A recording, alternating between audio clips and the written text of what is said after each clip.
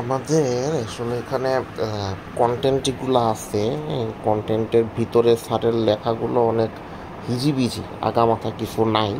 তো এটাকে আমাদের যে স্যারের যে কি পয়েন্টগুলো দেওয়া এরকম করে যে পড়তে হবে এরকম না। আমরা চাইলে আমাদের কি পয়েন্টগুলো ঠিকঠাক রেখে ভিতরে আমরা আমাদের মতো করে লিখতে পারবো। যদি কোয়েশ্চেন আসে যে আমাদের ইন্টারন্যাশনাল ট্রেডের থিওরিসগুলো কী কী, প্রথমে আসবে হচ্ছে ইন্টারন্যাশনাল ট্রেড পলিসি। তো ইন্টারন্যাশনাল ট্রেড পলিসি কি? ইন্টারন্যাশনাল ট্রেড পলিসি হইতেছে তোমার কিছু ডকুমেন্ট, যে ডকুমেন্টটা ফলো করে আমরা হচ্ছে ইন্টারন্যাশনালি বর্ডারের পাশে বা বর্ডার ক্রস করে আমরা হচ্ছে ট্রেড করে থাকি। এখন এটাতে বিভিন্ন ধরনের গোল থাকে, অবজেক্টিভ থাকে, বিভিন্ন স্ট্র্যাটেজি থাকে, বিভিন্ন ধরনের গাইডলাইন থাকে যে কোনটা কীভাবে হবে। তো এগুলাকে আমরা ইন্টারন্যাশনাল ট্রেড পলিসি বলতেছি। সো আরেকবার যদি আমাদেরকে বলা হয় যে theory based on scientific study, তাহলে আমরা এখানে বলবো to attain the goal there are some skill on course of action known as policy. So আমরা যদি গোল অ্যাটেইন করতে চাই সেখানে আমাদের কিছু পলিসি লাগবে। এই পলিসিগুলো হচ্ছে পলিসি মেকাররা বানায় যাতে করে তারা তাদের পলিটিক্যাল যে এজেন্ডা আছে সেটাকে ফুলফিল করতে পারে, মানে প্রফিট করা, ট্যাক্স টুক্স দেওয়া। তো আর ভিতরে আরও তোমার লাস্টের পার্ট দেখি, এগুলো ভিতরে অত কিছু পড়ার দরকার নেই। আর বলতেছে various weapons of earning revenue by government from international business. তো বিভিন্নভাবে হচ্ছে গভর্নমেন্ট ইন্টারন্যাশনাল বিজনেসের মাধ্যমে তারা প্রফিট করতে পারে। আর এটার জন্য তারা হচ্ছে তোমার টারিফ ইউজ করতে পারে, ট্যাক্স ইউজ করতে পারে, ভ্যাট ইউজ করতে পারে, মনে আছে না ওইগুলা। তো এখানে আমাদের এই থিওরিস অফ ইন্টারন্যাশনাল ট্রেডে আমরা এগুলাই বলবো যে আমাদের ইন্টারন্যাশনাল ট্রেডটা আসলে কী, কীভাবে কাজ করে, সরকারের এখানে এজেন্ডা কী, এগুলা। এখন আসি তারিফ অন ট্রেড। তো তারিফ জিনিসটা কি? তারিফ হচ্ছে ধরো আমেরিকা। সো আমেরিকার কাছে যখন প্রোডাক্ট আমরা পাঠাইতেছি তখন ওই প্রোডাক্ট আমেরিকার পোর্টে ঢোকার জন্য আমেরিকা একটা অ্যামাউন্ট চার্জ করে। তো সেই চার্জের অ্যামাউন্টটাকেই আমরা টারিফ বলতেছি। এটা টারিফ হচ্ছে ওয়ান কাইন্ড অফ ট্যাক্সও আমরা বলতে পারি, but it is not necessary যে এটাকে আমরা অলওয়েজ ট্যাক্সই বলবো। সো কী জন্য আমরা এটাকে অলওয়েজ ট্যাক্স বলবো না সেটা আমরা এখন দেখব। তো বলতেছে ট্যারিফ জেনারেলি তিন ধরনের হয়। একটা হচ্ছে specific tariff.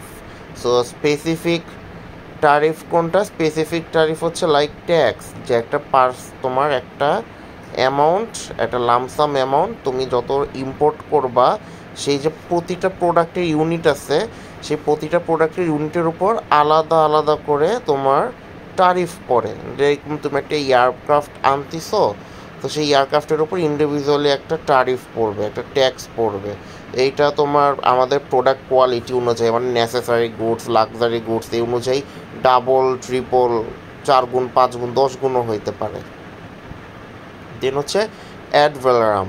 So add valorem কি? যেটা হচ্ছে আমরা যত টাকার প্রোডাক্ট ইম্পোর্ট করতেছি আর এক্সপোর্ট করতেছি সেই টাকার উপর একটা ফিক্সড পার্সেন্টেজ আমরা হচ্ছে নিয়ে নেই, এটাকে আমরা বলতেছি অ্যাড ভ্যালোরাম। তো কম্বিনেশন অফ দিস টু বলা হইতেছে যখন আমরা দুইটাকেই করব তখন এইটা আবার আরেকটা নতুন ধরনের ট্যারিফ ক্রিয়েট করে। তো এই তিনটা আমরা জানবো, কিন্তু এই তিনটা থেকে সবচেয়ে বেশি ইম্পর্টেন্ট যেটা সেটা হচ্ছে আমরা এটা ভালো করে পড়বো। এটা হচ্ছে specific tariff and add valorem এর ডিফারেন্স। সো স্পেসিফিক ট্যারিফে আমাদের বলতেছে এটা একটা ফিক্সড ফি চার্জ করা হয়, আর অ্যাড ভ্যালোরামে বলতেছে একটা পার্সেন্টেজ চার্জ করা হয়, যেটা হচ্ছে আমাদের প্রোডাক্টের উপরে ডিপেন্ড করে। সো আমাদের যে ট্যাক্স, এই ট্যাক্সটা হচ্ছে প্রাইস ফ্লাকচুয়েশনের কারণে কোনো এফেক্টেড হয় না, কিন্তু অ্যাড ভ্যালোরাম হচ্ছে আমাদের এই মানে প্রোডাক্টের প্রাইসের কারণে যেহেতু পার্সেন্টেজ জিনিস, তো ওটারও উঠানামা হয়। আর স্পেসিফিক ট্যারিফ যেটা ট্যাক্সের, ওটা হচ্ছে আমরা ইজিলি ক্যালকুলেট করতে পারি। অ্যাড ভ্যালোরাম হচ্ছে আমাদের প্রোডাক্টের ভ্যালুয়েশন করে সেই প্রোডাক্ট কোয়ালিটি অনুযায়ী ট্যাক্সেশন করতে হয়। সো এটা একটু কমপ্লিকেটেড। আর স্পেসিফিক ট্যারিফ হইতেছে আমাদের যে চিপ গুডগুলো আছে, যে প্রোডাক্টগুলোর দাম কম, সেগুলোর উপরে খুব বেশি এফেক্টেড পড়ে। আর অ্যাডভার্টাইজম হইতেছে কি আমাদের চিপ অ্যান্ড এক্সপেন্সিভ সব ধরনের প্রোডাক্ট বা গুডসের উপরেই আমাদের এফেকশন হয়। দেন বলা হইতেছে last for when goods have wide price varieties when goods differ in quality and price. আচ্ছা, এই লেখাটা বোঝা যাচ্ছে না। সো এক্সাম্পল কি, পার ইম্পোর্টেড ল্যাপটপ, প্রতিটা ইম্পোর্টেড ল্যাপটপের উপর আমাদের স্পেসিফিক ট্যারিফ মানে ট্যাক্স বসবে। আর এইখানে আমাদের অ্যাডভার্টাইজম হতেছে তোমার ল্যাপটপের ভ্যালু যদি 1,00,000 টাকা হয় সেখান থেকে 10,000 টাকা গভর্নমেন্টকে দিতে হবে। তো এটাই এইবার আমাদেরকে বলতে পারে যে do the necessary equilibrium analysis of tariff. So equilibrium analysis কি, যেইখানে মানে যেই ট্যারিফ লেভেলে ইম্পোর্টার অ্যান্ড এক্সপোর্টার দুইটা কোম্পানি এগ্রি হয় যে না ঠিক আছে আমরা এই ট্যারিফ লেভেলে দুইজনই ট্রেড করতে পারবো। লাইক আমরা যদি বাংলাদেশ আর ইউএসের কথা চিন্তা করি, 37% আর 74%, এর আগে ছিল এর অর্ধেক 37-17। তখন দুইজনের ইকুইলিব্রিয়াম পয়েন্ট হয়েছিল কি, ইম্পোর্ট অ্যান্ড এক্সপোর্টের ক্ষেত্রে 37 আর 17, কিন্তু এখন 74 আর 37 হয়ে গেছে, মানে একদম ডাবল হয়ে গেছে। সো এই ইকুইলিব্রিয়াম অ্যানালাইসিস অফ ট্যারিফ কি, যেই আমাদের ট্যারিফ লেভেলে ইম্পোর্টার অ্যান্ড এক্সপোর্টার দুইজনই এগ্রি হয় যে না আমরা এই লেভেলে ইন্টারন্যাশনাল বিজনেস আমাদের করতে পারবো। তো এই গ্রাফটা স্যার আর কি এক্সপ্লেন করে নাই। সো এই গ্রাফটা আমাদেরকে একটু কষ্ট করে মুখস্থ করতে হবে কোন জায়গায় কী করছে, এবং স্যারের এটার গ্রাফের কোনো এক্সপ্লেনেশনও নাই। সো এটাতে কোনো আজাইরা প্যারা নাই। তো যখনই আমরা ট্যারিফ নিয়ে পড়বো তখনই আমরা এই গ্রাফটা তার সাথে আমরা ট্রাই করব এই গ্রাফটাও একে দিয়ে দেওয়ার জন্য। এই ডিমান্ড ওটা হচ্ছে সাপ্লাই, এখানে জাস্ট অ্যামাউন্টগুলো দিয়ে এই হিজিবিজি এঁকে দিতে হবে। আর এটাতে হইতেছে আমাদের ওরকম কোনো নাই। আমাদের এখানে কি পয়েন্টে কি বলতেছে, এটা হচ্ছে আমাদের ডিমান্ড সাপ্লাই ইকুইলিব্রিয়াম অ্যানালাইসিসের ট্যারিফ, আর এটা ছিল ইকুইলিব্রিয়াম অ্যানালাইসিসের একটা আর এটা হচ্ছে তোমার সেম জিনিসেরই ডিমান্ড অ্যান্ড সাপ্লাই ভার্সন। তো এখানে আমরা বলতেছি কি ডিমান্ড কার্ভ ডাউনওয়ার্ড, যেটা আমরা জানি, সাপ্লাই কার্ভ আপওয়ার্ড, সেটাও আমরা জানি। এখানে ইকুইলিব্রিয়াম পয়েন্ট হচ্ছে আমাদের 4:4, দুজনেই ধরো 4% এগ্রি হইতেছে। প্রাইস হচ্ছে ট্যারিফ, মানে তারা যেই প্রোডাক্ট প্রাইসে সেল করবে সেই প্রাইসের মধ্যে লাইক 1,00,000 টাকা যদি আমার ল্যাপটপ হয়, যদি আরও 10,000 টাকা ট্যারিফ দেওয়া লাগে তাহলে ল্যাপটপের সেলিং প্রাইস হবে 1,10,000 টাকা। তো এরকম কিছু আছে, এরা কতটা আছে এগুলো আমরা পড়ার দরকার নেই। এরপরে আসি আমাদের effect of tariff and consumer. এটা মোটামুটি একবার আমরা একটু দেখব। সো ট্যারিফের কারণে কী হচ্ছে, আমাদের এই প্রোডাক্টের প্রাইস বেড়ে যাইতেছে, হায়ার প্রাইস। আর যেহেতু প্রোডাক্ট বেড়ে যাইতেছে সেকেন্ড নাম্বার অপশনে, এই কারণে মানুষ এই প্রোডাক্টগুলো নিতেও চাচ্ছে না, যার কারণে আমাদের চয়েস রিডিউস হইতেছে। আর যেহেতু আমাদের প্রাইস বেড়ে যাইতেছে সো আমাদের সারপ্লাসটা কমে যাইতেছে। এখন সারপ্লাসটা কি, ধরো তুমি একটা জিনিস তোমার 1,00,000 টাকা দিয়ে কিনলে যেই স্যাটিসফ্যাকশনটা আসতো, 4,00,000 টাকা দিয়ে কিনলে তো তোমার সেই স্যাটিসফ্যাকশনটা আসবে না। সো এইটাকে আমরা বলি ইউটিলিটি বা সারপ্লাস, কনজিউমার সারপ্লাস, যে কনজিউমার প্রাইস আর নিজের লেভেল অফ স্যাটিসফ্যাকশনের যে কম্বিনেশন সেটা আমাদের সারপ্লাস। যেহেতু আমাদের দাম বেড়ে যাইতেছে সো আলটিমেটলি আমাদের কনজিউমারের সারপ্লাস বা স্যাটিসফ্যাকশনও কমে যাইতেছে। যেহেতু স্যাটিসফ্যাকশন কমে যাইতেছে, প্রাইস বেড়ে যাইতেছে, এই জন্য এই প্রোডাক্ট বা গুড মানুষ কম কনজিউম করবে। আর এইটা হচ্ছে আলটিমেটলি দেখা যায় গরিব যারা কনজিউমার আছে তাদের উপরেই সবচেয়ে বেশি পড়ে, যেহেতু ট্যারিফ হচ্ছে আমাদের প্রোডাক্টের প্রাইস বাড়ায় দেয়। এরপরে প্রোডাকশনে কি হয়, প্রোডাকশনে আমাদের যখন একটা কান্ট্রিতে অনেক হায়ার ট্যারিফ থাকে তখন প্রোডাকশনের ক্ষেত্রে কি হয়। So increase in domestic production এটা কেন হইতেছে, যেহেতু আমাদের ট্যারিফ বেড়ে যাইতেছে সো আমাদেরকে প্রোডাক্ট ইম্পোর্ট করতে অনেক বেশি টাকা খরচ হইতেছে। তো এই জন্য বাইরে থেকে ইম্পোর্ট করলে আমাদের খরচ বেশি হয়ে যেতেছে, এই জন্য বাইরে থেকে ইম্পোর্ট না করে লোকাল যে আমাদের ডোমেস্টিক যে ইন্ডাস্ট্রিগুলো আছে তারাই তাদের প্রোডাকশন বাড়ায় দেয়। Protection of infant industry. So ধরো তোমার একটা বাইরের একটা কান্ট্রির অনেক ভালো বিজনেস করতেছে কিন্তু তোমার নিজের দেশের বিজনেসগুলো তোমার গ্রো করতে পারতেছে না। সো এই জন্য তোমার আমাদের এই যখন ট্যারিফটা হাই করে দেওয়া হয় তখন তো তোমার বাইরের দেশ থেকে তো তোমার প্রোডাক্ট ওরকম আসা কমে যায়। তখন দেখা যায় লোকাল ইন্ডাস্ট্রিগুলো অনেক বেশি বাল্ক অ্যামাউন্টে কম দামে প্রোডাক্ট বানায় সেল করতে পারে। সো এই ইন্ডাস্ট্রিগুলো তখন বেঁচে যায়। দেন হচ্ছে আমাদের লো এফিসিয়েন্সি। যেহেতু তোমার আমাদের এই ডোমেস্টিক মানে some inefficient domestic firms service just because of the tariff earn if they are not globally competitive. So যদি ট্যারিফ বেশি হয়ে যায় তখন দেখা যাবে এই গার্মেন্ট সেক্টরগুলো যে এখন দেখা যাচ্ছে যে ইউএসএতে প্রোডাক্ট সেল করতে পারতেছে না, তা একটা ঝামেলার মধ্যে পড়ে গেছে।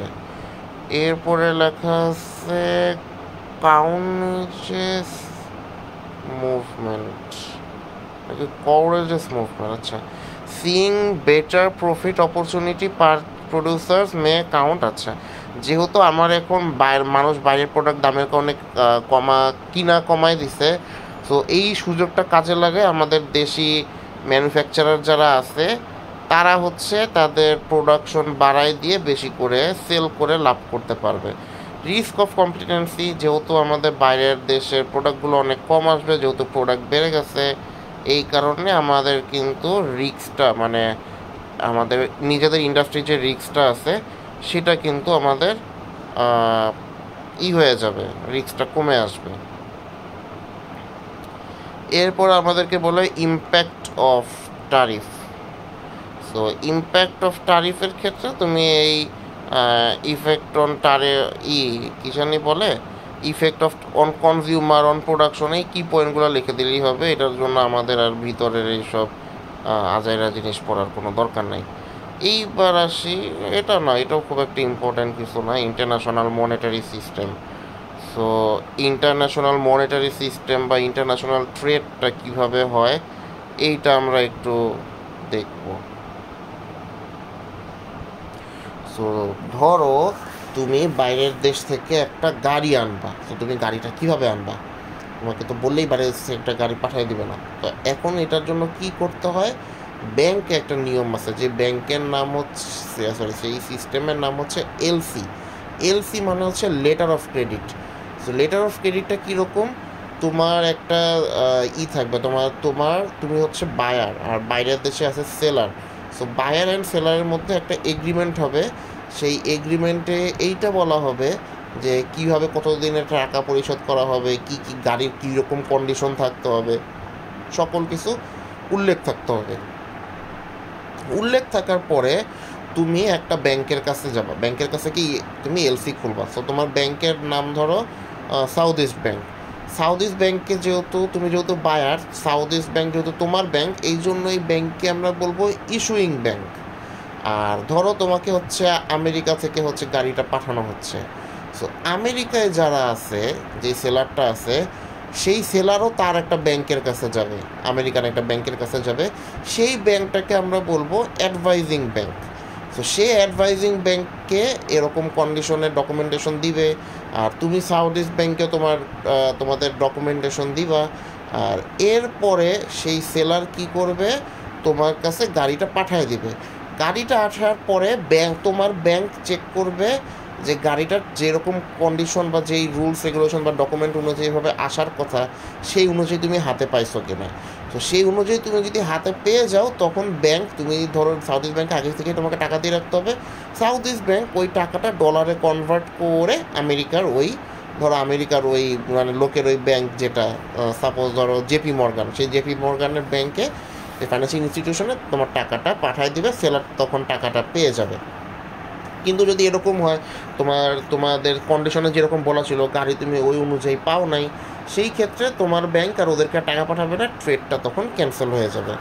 এইটা হচ্ছে আমাদের ইন্টারন্যাশনাল মনিটারি সিস্টেম বা আমাদের ইন্টারন্যাশনাল ট্রেডের কনসেপ্ট বা এই লেটার অফ ক্রেডিট, যেটা আর কি আমাদের এইখানে এরকম হুজুং বাজুং করে লিখে দেওয়া হয়েছে। সো এখন আমাদেরকে বলতে পারে যে অ্যাক্টিভিটিস অফ আইএমএফ। সো আইএমএফটা কি? আইএমএফ হইতেছে তোমার একটা ইন্টারন্যাশনাল ফাইন্যান্সিয়াল ইনস্টিটিউশন, যারা আর কি বিভিন্ন দেশকে অর্থ সহযোগিতা করে। সো অর্থ সহযোগিতাটা করার পাশাপাশি তারা বিভিন্ন অ্যাডভাইসও দেয় যে আপনারা এরকম করবেন, এরকম করলে আপনাদের দেশের ইকোনমিক অবস্থা ভালো হবে। এই অনুযায়ী এই শর্তগুলো যদি মানতে একটা দেশ রাজি হয়, তখনই হচ্ছে আইএমএফ তাদেরকে লোন দেয়। সো ডেফিসিট কান্ট্রি মানে যাদের রিজার্ভে টাকা নাই, সেই ডেফিসিট কান্ট্রিগুলো কি করে, আমাদের ওই কান্ট্রিগুলোতে আইএমএফ হচ্ছে লোন দেয়, লোন দেওয়ার কারণে তারা যাতে বেশি করে প্রোডাক্ট ইম্পোর্ট করতে পারে। আর যারা আইএমএফের মেম্বার যে কান্ট্রিগুলা, তাদের একটা স্পেশাল বরোয়িং রাইট থাকে, যেটাকে আমরা এসবিআর বলি। তো যখনই এই কোনো একটা আইএমএফের কোনো একটা কান্ট্রি যখন গরিব হয়ে যায় বা ডেফিসিটে চলে যায়, তখন আইএমএফ থেকে ওই কান্ট্রিদেরকে একটা নির্দিষ্ট পরিমাণ লোন তোমার দিতেই হয়। এটাকে আমাদের স্পেশাল বোরোয়িং রাইট বলে।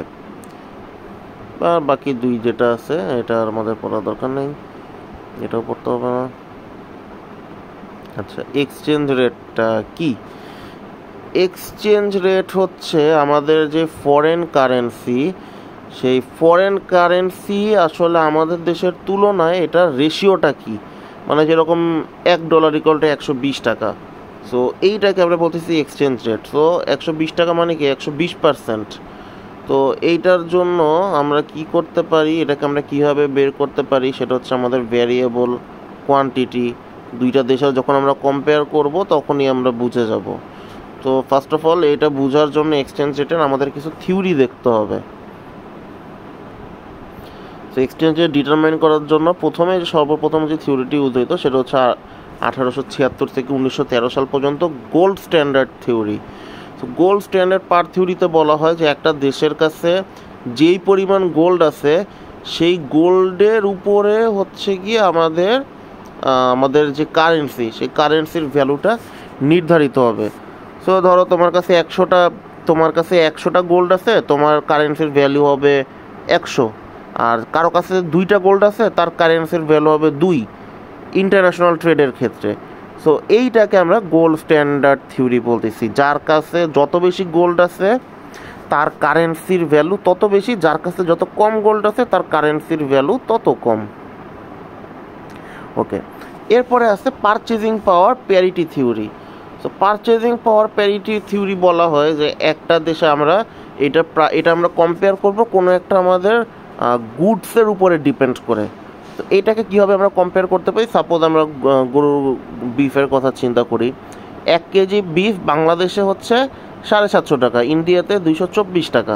সো আমরা যদি 750কে 224 দিয়ে ভাগ দিই তাহলে আমরা দেখব 1 রুপি = 3 টাকা 41 পয়সা। সো এরপরে ধরো তুমি দুধের হিসাব করলো, দুধ হচ্ছে গিয়ে ইন্ডিয়াতে 30, বাংলাদেশে 100। তো তখনও দেখবা কাইন্ড অফ তোমার সেম টাইপেরই তোমার ভ্যালু আসতেছে। সো আমরা তখন এই হিসাবে বলতে পারি যে 1 রুপি = 3 টাকা 41 পয়সা। দেন হচ্ছে balance of payment theory. So balance of payment theory কি? এটা হচ্ছে আমাদের সবচেয়ে main. It refers that price of currency determine on the basis of demand of other country.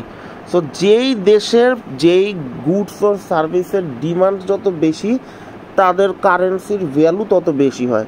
যেরকম ধরো তোমার কি কান্ট্রি বলবো, আফ্রিকা থেকে তোমার কোনো কিছু আনার নাই, তো আফ্রিকার কারেন্সি ভ্যালু অনেক কম।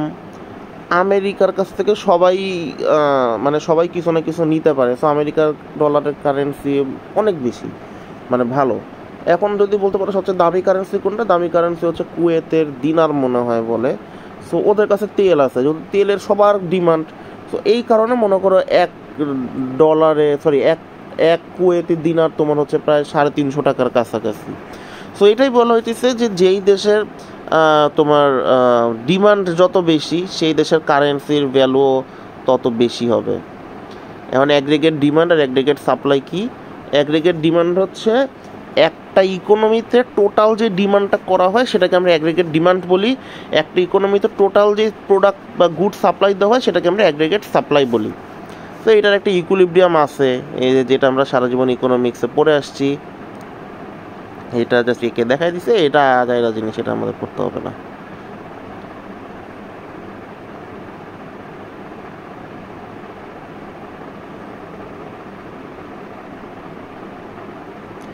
ওকে, সো ফরেন এক্সচেঞ্জ রেটের কিছু বেসিস আছে থিওরির উপরে। সেই বেসিসগুলো কি কি?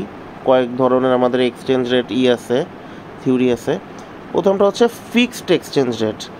তো ফিক্সড এক্সচেঞ্জ রেট কি? Fixed exchange rate is a system where the value of one country's currency is tied or pegged to another major currency like the US dollar or a basket of currencies. The government maintains this trade by buying and selling its own currency.